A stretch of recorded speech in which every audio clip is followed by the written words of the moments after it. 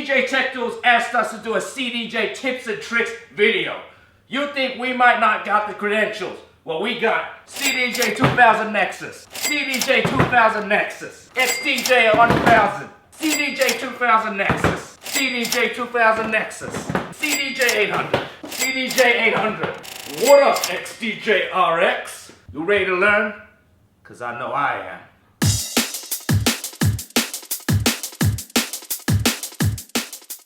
First tip and most important tip, something that not a lot of people actually do, is update your players. You've always got to do this and check regularly. So the way you tell the version of your player is you hold down the utility button here on most of the Pioneer, most of the Pioneer CDJs. Then you scroll to the bottom and then it displays your version number. Now, in order to update that, what you do is you go to the Pioneer support website, chuck the update file on a USB key, just in the root directory of the USB. USB in, you hold on the 2000 Nexus, the USB button and the reloop exit button while the power gets turned on.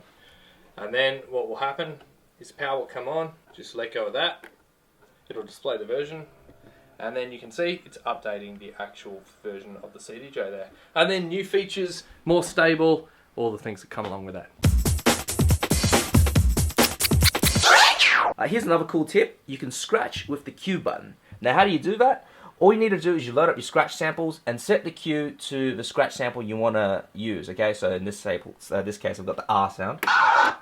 And now what you need to do is you put the tempo on wide pitch. What wide pitch does is it makes the slider go from +100 to -100. And all you have to do is tap the cue and move the slider at the same time. So if we go like this.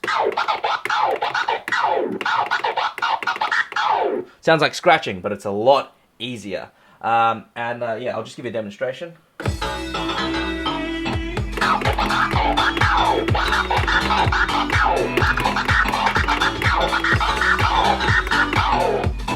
Okay, that's one way you can do it. Another way you can do it is by pressing the Q button and the platter.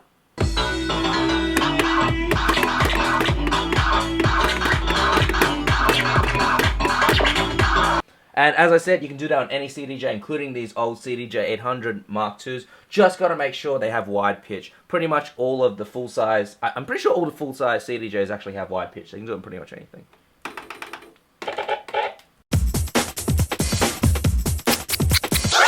So here's a couple of cool things you can do with slip mode on the CDJ.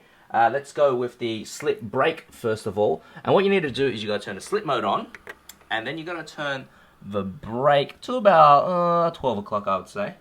And basically what happens now is that when you press play, while the track's still going, you'll get a braking effect, but the track will keep going.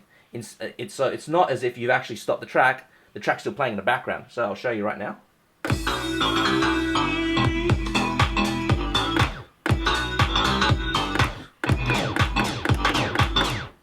And basically, as you can hear, the song kept going even though I pressed the play button, which would normally stop the track. Another cool thing that you can do is the slip spin back. And what that is basically the same deal. The track will keep going, but you're doing a spin back instead of a break. And you got to remember when you're doing the spin back on this, you got to catch it with your hand, because if you don't catch it, the spin back will just keep going. So I'll just show you now.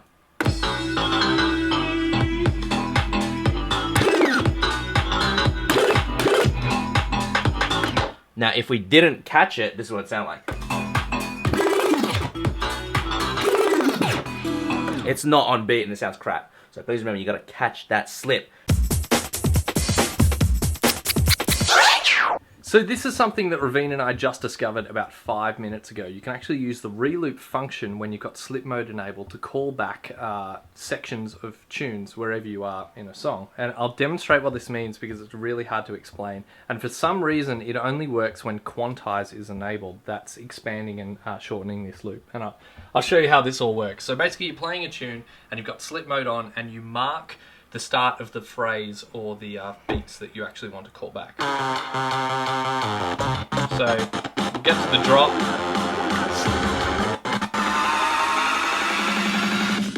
Rock the house. So mark that.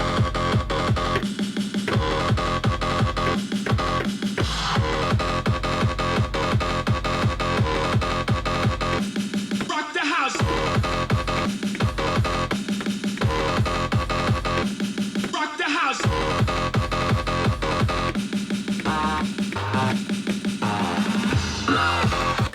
Now, you know, see how I was using the call buttons on the CDJ to expand it, so I got that phrase, rock the house. For some reason, that only works when quantize is enabled. If you don't have quantize enabled and you press the Q button to expand your loop, it will actually play the loop from the beginning again. So if you want to do that, make sure you've got quantize on. It will probably help with some of your timings anyway, if you have your tracks record box analyzed, which you should. But there you go, re-looping samples and everything while in slip mode. You can set it up on the fly, really easy to do. Alright, so I hope you guys enjoyed that CDJ trick and tip video. Yes. We've discovered quite a lot of things in the process as well, so I hope you guys did too. Yeah, now we're better DJs and so are you. Oh yeah!